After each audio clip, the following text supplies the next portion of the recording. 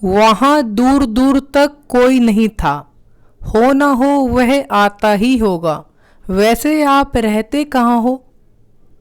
मैं तहे दिल से आपका शुक्रिया अदा करना चाहता हूँ। सफल होने के लिए तुम्हें कुछ हटकर सोचना होगा।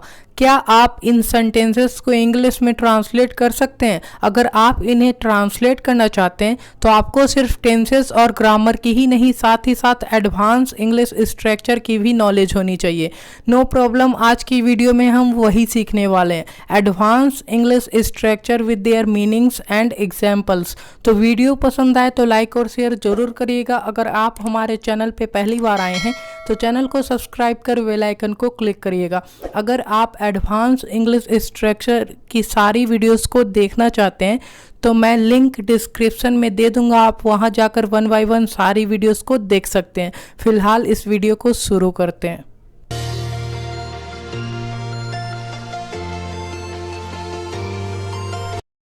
आज का हमारा पहला स्ट्रक्चर है गाइस, कुछ हटकर करना। कई बार हम लोग ऐसे बोलते हैं, तुम्हें कुछ हटकर सोचना पड़ेगा या फिर तुम्हें कुछ हटकर करना पड़ेगा। तो ऐसे हिंदी वाक्य को इंग्लिश में ट्रांसलेट करने के लिए आप आउट ऑफ द बॉक्स का यूज़ करते हैं। कैसे करना है, एग्जाम्पल देखिए। हमें अपने सपने को साकार करने के लिए कुछ हटकर सोचना पड़ेगा। आप इसके लिए इंग्लिश में बना सकते हैं, We will have to think out of the box in order to materialize our dreams. We will have to think out of the box in order to materialize our dreams. आप इस तरीके से बनाते हैं। एक और एग्जाम्पल देखिए। उसे सरकारी नौकरी में रुचि नहीं है, वो कुछ हटकर करना चाहता है। इसके लिए आप बोलेंगे He doesn't have interest in government job. He wants to do out of the box. He doesn't have interest in government job. He wants to do out of the box. हमारा अगला आज का स्ट्रक्चर है guys. कई बार हम लोग ऐसे बोलते हैं, वैसे तुम रहते कहाँ हो, या फिर वैसे तुम्हारा नाम क्या है, या फिर वैसे तुम करते क्या हो। ऐसे आप अक्सर पूछते होंगे हिंदी में। ऐसे सेंटेंसेस को इंग्लिश में ट्रांसलेट करने के लिए आप वाई द वे का यूज़ करते हैं। कैसे करना है, एग्जाम्पल के थ्रू समझते हैं। वैसे आपका नाम क्या है? लगता है मैं आपको जानता हूँ। आप अक्सर ऐसे बोलते होंगे। आप इसके लिए आप इंग्लिश में बोलेंगे Y the way what's your name, I think I know you. Y the way what's your name, I think I know you. आप इस तरीके से इसे इंग्लिश में पूछ सकते हैं। एक और एग्जाम्पल देखिए गाइस। वैसे आप रहते कहाँ हो? क्या आप राहुल को जानते हो? Guys, day to day life में अक्सर हम इस तरीके से हिंदी में बोलते हैं। इसके लिए आप इंग्लिश में बोल सकते हैं by the way where do you live, do you know Rahul. By the way where do you live, do you know Rahul. आप इस तरीके से इसे सिंपली इंग्लिश में पूछ सकते हैं गाइस। आज का हमारा अगला स्ट्रक्चर है गाइस, दूर दूर तक। कई बार आप इस तरीके से बोलते हैं, वहाँ दूर दूर तक कोई नहीं था मदद करने के लिए। तो ऐसे हिंदी वाक्यों को इंग्लिश में ट्रांसलेट करने के लिए आप फार एंड वाइड का यूज़ करते हैं। कैसे करना है, एग्जाम्पल देखिए। आपको कैसे पता चला यह अफवाह दूर दूर तक फैल चुकी है? इसके लिए आप सिंपली इंग्लिश में ट्रांसलेट करते हैं और बोलते हैं how did you come to know this rumour has spread wide, far and wide. How did you come to know this rumour has spread far and wide. आप इस तरीके से इसे इंग्लिश में बना सकते हैं। एक और एग्जाम्पल देखिए गाइस। वहाँ दूर दूर तक कोई नहीं था मदद करने के लिए, इसीलिए मुझे यह करना पड़ा। आप इसके लिए इंग्लिश में बनाते हैं there was no one far and wide to help, that's why I had to do it. There was no one far and wide to help, that's why I had to do it. आप इस तरीके से इसे बना सकते हैं guys. आज का हमारा अगला स्ट्रक्चर है दिल पर ले लेना। कई बार आप ऐसे बोलते हैं, इसे दिल पर मत लेना, या फिर उसने तुम्हारी बातों को दिल पर ले लिया। ऐसे हिंदी वाक्यों को इंग्लिश में ट्रांसलेट करने के लिए आप टू टेक टू हार्ट का यूज़ करते हैं। किस प्रकार से करना है, एग्जाम्पल देखिए।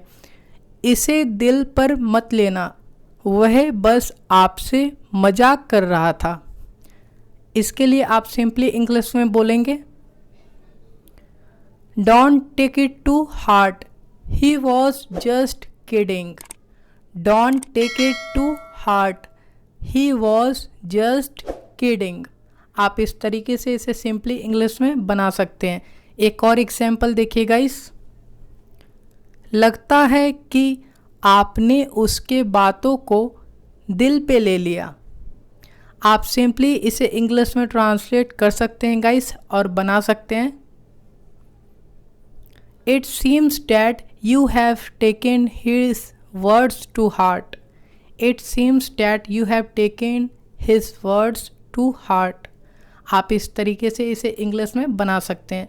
आज का हमारा अगला स्ट्रक्चर है गाइस, पूरे दिल से या फिर तहे दिल से। कई बार आप ऐसे बोलते हैं, मैं तहे दिल से उसका शुक्रिया अदा करना चाहता हूँ। ऐसे हिंदी वाक्यों को इंग्लिश में ट्रांसलेट करने के लिए आप होल हार्टेडली का यूज़ करते हैं। कैसे करना है, एग्जाम्पल देखिए। मैं आपके फैसले को तहे दिल से स्वीकार करता हूँ। गाइस आप इसे सिंपली इंग्लिश में ट्रांसलेट कर सकते हैं और बना सकते हैं, I accept your decision wholeheartedly. I accept your decision wholeheartedly. आप इस तरीके से इसे इंग्लिश में ट्रांसलेट कर सकते हैं।